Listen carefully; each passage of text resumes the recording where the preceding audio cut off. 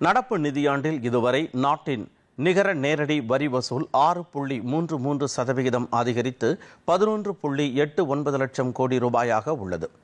April 1 முதல் October 12 வரை நிகர நிறுவன வரி வசூல் சுமார் 5.02 லட்சம் கோடி ரூபாயாக இருந்ததாக வருமான வரித்துறை தெரிவித்துள்ளது. இது கடந்த ஆண்டு இதே காலகட்டத்தில் 4.92 லட்சம் கோடி ரூபாயாக இருந்தது. நிறுவனமற்ற வரி சுமார் 6.56 லட்சம் கோடி ரூபாயாக இருந்தது. இது 2024ஆம் ஆண்டில் இதே காலகட்டத்தில் 5.94 லட்சம் கோடி ரூபாயாக இருந்தது. பத்திர பரிவர்த்தனை வரி வசூல் 30,878 கோடி ரூபாயாக இருந்தது. இது 2024ஆம் ஆண்டில் 30,630 கோடி ரூபாயாக இருந்தது. மொத்த நேரடி வரி வசூல் 13.92 லட்சம் கோடி ரூபாயாக இருந்தது.